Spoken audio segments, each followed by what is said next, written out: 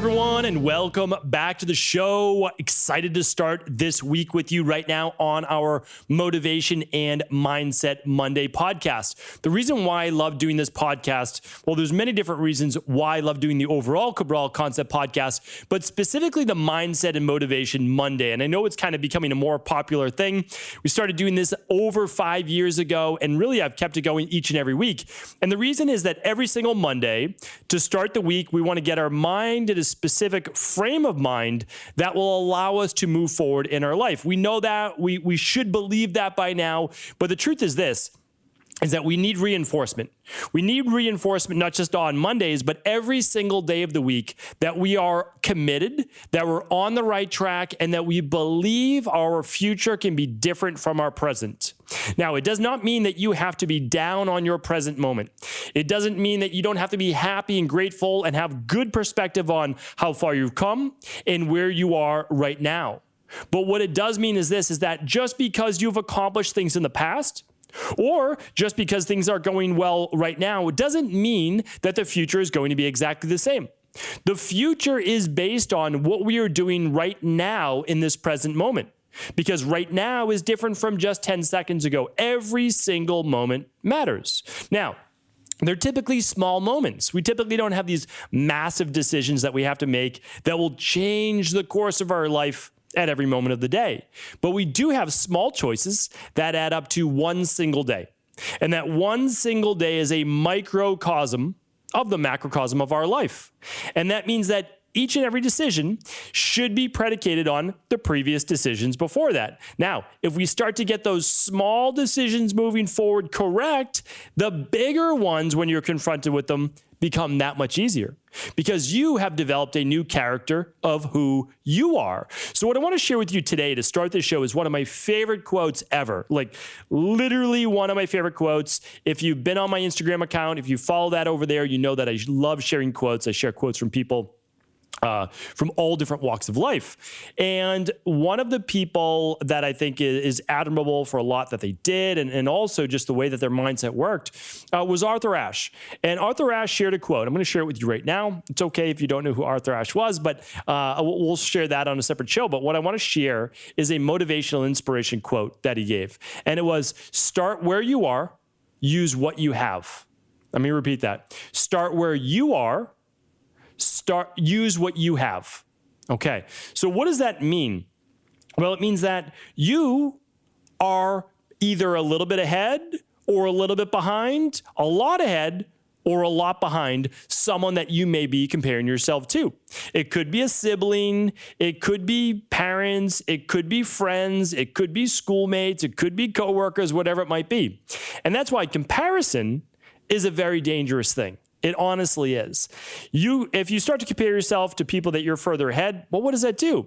Well, it builds up maybe a false sense of ego, or it begins to strengthen, or not in a good way, your ego overall. Or it gives you a false sense of security that you are far ahead when you might be nowhere near your potential. Now, that's very important in that aspect, but also comparing yourself to someone that's far ahead of you, whether it be career or relationship or health or body transformation, spirituality, you need to understand that they may have started this journey 10 years ago, 20 years ago. You don't necessarily know the struggles that they went through. And you have to also keep in mind that many of us have gifts and innate talents in certain areas of our life, and not as strong in other areas. And maybe they were given a little bit more in this area and you a little bit less, but you have more in this area. Now, the nice thing is this, anything in life can be learned. You can absolutely improve, get better at, and achieve anything that you want to. Some people, it'll come a little faster than them. Some people, it may take a little bit longer. That's okay. You have the time. If it's important to you, you'll make it a priority. You'll make it happen. So I'll tell you this, though, because it just comes down to a lot of people say, well, I don't have the finances. I don't have the time. I don't have and they insert some type of excuse. I did that myself for many, many years. You have to understand is that we all do it. But we have to use what we have right now. Sure, it would be nice to have $1 million and be able to hire this person and do that thing and this, that, and the other thing, whatever it might be. Like, I get it. Like, that would be nice. but we can't get down on ourselves because we have to be based in reality. So I always tell my team, I tell everybody, I am an idealist. I believe in ideals. I try to hold myself to certain ideals. I don't reach those ideals, but I like to at least have something to reach for. Like I like to strive for something, right? So it's kind of like we all want these certain things. We want to move towards that, but we have to understand is we also aren't going to be perfect. And we only have so much to work with in this present moment. Let me share with you a little story here. When I was very sick in the 90s, the mid 90s, I did not know what to do. Right? So it's like, start where you are, use what you have. Well, what did I have? I had access to conventional medicine doctors. And when my PCP or other people didn't know what was wrong with me and couldn't figure it out, what do? Well, they passed me along to a specialist. And the specialist might have been a GI specialist. It might have been an endocrinologist for hormones. They just kept passing me along till eventually I ended up, again, this is all conventional medicine, trying to use family referrals, these types of things, and just say, well, eventually I got referred to chief of staff at one of these hospitals when people started pulling strings to try to figure out what was wrong with me. And I got to the top and they said, unfortunately, and they were very nice about it, based on what we can see from your son's blood work, we can't diagnose anything specifically right now. So he's either going to get worse and then maybe something will show up in there on his blood work and we'll be able to do something then, or maybe he will get better. They didn't have any answers. I was sick. I wanted answers. It was very depressing at that moment. But then what else did we do? Well, we didn't have, all these different means. We're just a normal family growing up in Medford, Massachusetts, doing our thing.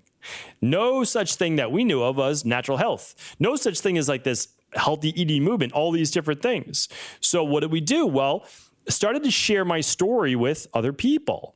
And eventually someone said, hey, have you checked out this wellness center in Cambridge, Massachusetts? And so we knew nothing about that, but my mom asked, hey, do you want to check it out? And I said, I'm open. I'm open to it. I don't want to feel like this anymore. Couldn't play sports anymore. Massive brain fog. Wasn't just doing as well in school. I was missing a lot of days. I had swollen glands, out past my earlobes. I was an absolute mess. So we went, though, to this doctor. Part of it was covered by insurance. Part of it wasn't. Then we said, okay, this is a different philosophy. We are open to it, right? So we have to be open to new things. We said, all right, he's asking us to run these digestion-based tests. He's asking to run these hormone-based tests. And so we said, well, we can't do them all just because of specific finances, but let's run these too. All of a sudden, what opens up next? Well, all of a sudden we say, there's an issue with my cortisol. I am not producing cortisol. And also I have candida overgrowth. I have some bacterial overgrowth in my gut. What's going on here? Well, now we have something else to go off of, and we can start to run more diagnostic tests, and we can start to get to that next level. So I started at the basics. Again, then we could afford the stool bacteria and parasite test. Oh, now we find H. pylori. So now we might figure out now why I have such bad acid reflux and indigestion and bloating. And I lost like 30 pounds. And then it leads to the discovery that I have Addisons disease and myalgic encephalomyelitis, and I have low blood pressure, and I failed the tilt table test. And so we just start to take it to the next level. This did not happen overnight. None of it happened overnight. It was actually a painfully slow process. But what happened was this: we were figuring it out. And even though this doctor was absolutely fantastic in Cambridge, Massachusetts, they didn't have all the answers, but they had enough. And they moved me then to the next level, a couple levels actually. Introduced me to a nutritionist. I'm seeing a nutritionist now for the very first time in my life. I'm 19 years old or so, and they looked at my diet and they're like, okay, it's pretty good, but you seem to still be having skin rashes and skin reactions. Let's do a food sensitivity test. Run a food sensitivity test, and I'm sensitive to like 30 different foods. Well, you can't eliminate all of the natural foods that you're eating. So now we say, oh, there's probably a gut permeability issue. So now I start learning about intestinal permeability.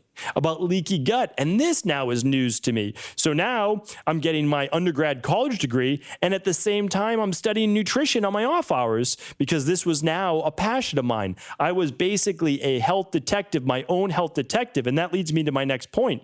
You have to understand, I'm working with some great doctors, some great practitioners. I'm spending money when I can on lab tests. I'm spending money that I basically, when I worked in college as well, it went just towards nutritional supplements. That's it. Like all of my money went through to nutritional supplements. And everybody knew that. And but that was a priority because I had to get well. I wasn't well. I couldn't even play a pickup game of basketball with my buddies in college. I would try, and then I would be sick with flu-like symptoms for 2 weeks. And that's not an exaggeration. I would have pneumonia every single winter. I would have sinus infections every other week and have to be put on all sorts of different antibiotics, again, before I truly discovered that this was, again, just causing a cyclical reaction with my H. pylori, with my candida overgrowth, with my SIBO as well. But again, I'm learning, I'm failing, I'm learning, I'm moving forward a little bit more, I'm learning, I'm seeing the next practitioner. I start to learn about things like meditation and Qigong and binaural beats. And I'm like, okay, this is really interesting. Then I discover Ayurveda. So all it was an up leveling every few months or every few years. So what was I doing? Well, I didn't know the full picture because none of us can. You're never going to know the full picture. It only unfolds as you begin to move down that journey. That's it. So, and everybody has their own journey. So the best thing that I can share with you is this, is that you have to start. You simply have to start knowing that you don't have all the answers. And the truth is, you can wait as long as you want, do as much research as you want, do as much analysis as you want. You're still not going to have all the answers. Because your doctor, just to let you know, doesn't have all the answers. Your health practitioner doesn't have all the answers. Here's what they do have. This is what I've discovered, is that they have the template. They have the blueprint for what should work. And it's probably going to be really close to working, at least to get you to the next level. So what does that mean? Well, let's say we give someone our CBO protocol, which, by the way, is used by tens of thousands of people around the world. We know that it works. But when you get that CBO food plan, you look at the plan and then you start to use it and you realize that you can't digest beans very well. Does that mean that the whole plan doesn't work for you? Of course not. What it means is that you need to tweak it as an individual for you. And that's what I didn't get for so many years. I would take a plan and I would throw it out after 2 weeks because here's the thing. It didn't work for me. I got bloated or it affected my sleep or this, that, or the other thing. Well, all I needed was some adjustments. The plan was like 80, 90% there. I needed to tweak it a little bit just for me if something came up. So it's an important one. And I did that actually at a practitioner's office and they were on to a lot, but I ended up leaving that practice because one of the nutritional supplements they gave me had soy in it. And I had already, believe me, I mean, I've been studying nutrition and personal training, all those things for many years. And then, 22 years old or so, I go to this practitioner's office, maybe I was 23, and things were going well. Like they were doing great detox protocols. This is way ahead of their time. I was, I don't know, around the year like 2000 or so, 20 years ago. And then I just said, you know what? This product, I'm getting all these reactions from it. This is not for me. And look at the research and all these things. And so I, as they say, you throw the baby out with the bathwater. All of the rest of it was good. This part was not. So what I'm trying to share with you is this as well, is that things don't have to be perfect. Your plan doesn't have to be perfect. What you need to understand is this, is that you're going to work a plan. You're going to use whatever you have right now. And then when you start to save a little bit more money, well, you can reinvest it in yourself. When you start to learn the next step in your relationship, well, then you can take the next one after that.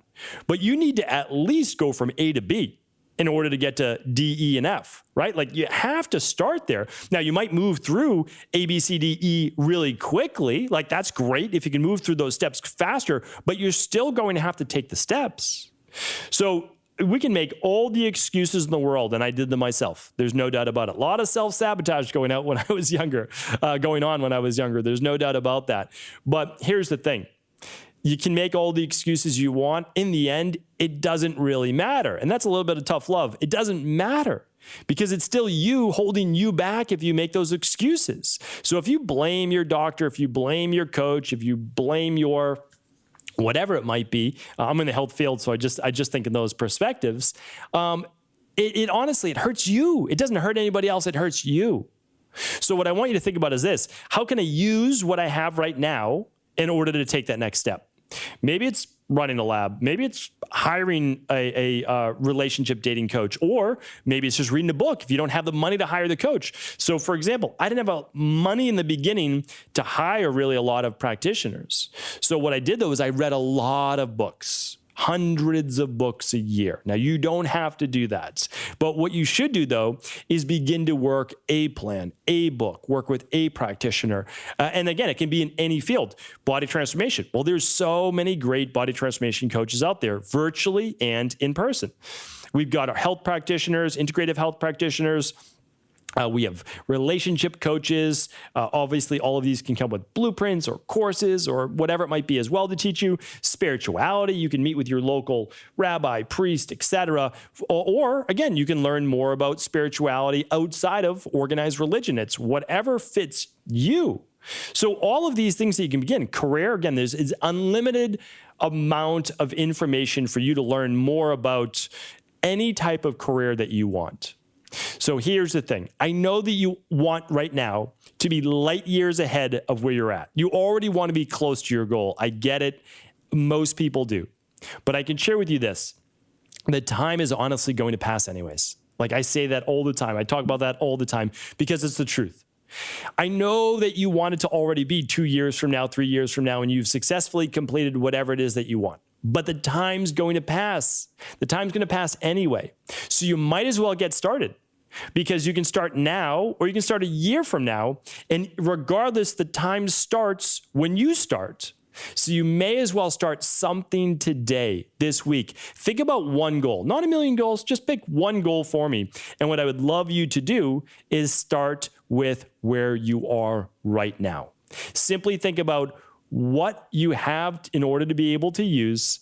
Begin there. Decide how much money you can invest in the thing. It might be something that's free, which is great. It might only be something like a $15 book that you invest in, and then you start to take notes on it. You begin to work the plan. But what I would share with you is this, is as they say, there really is no time like the present, and that every successful person, whether it be transforming their body, transforming their health, transforming their relationships, their career, or their spirituality, they all started where you are right now. They might have been a different age. They might have started earlier. They might have started later. Honestly, that doesn't matter. But everybody starts pretty much at zero. And again, you can say this person had more means, more finances, more whatever it might be. That's fine. Again, we all start at different points on the spectrum, but we start with zero. We might have a little bit more means in this area, but a little less in this. But it's like a video game. We have this avatar where we're better at public speaking, but not very good at one-on-one relationships. We're better at our career, but not so good with our health. And I've met many people like that. So what do they need to do? Well, they did better in their career. Now maybe they can invest more in their health. Or you did great in your health, and now you have plenty of energy to put towards your career. So remember, we all have our own individual starting points, but we start with that first step. That's all that I want you to do right now, is just think about that right now. Take a little assessment of yourself. Write down in a journal, this is where I am right now. Then on the other page in the journal, say, this is where I want to go. Okay, I know these are all the things that I need to do. All right, so write them down. These are all the things that you need to do in the future, but what can you do right now? That's what it's all about. So hopefully this podcast was helpful. Thank you so much for tuning in. I appreciate you. I truly do. And if you could share this show with anyone you believe it could serve, that would be fantastic. Thanks so much. Take care.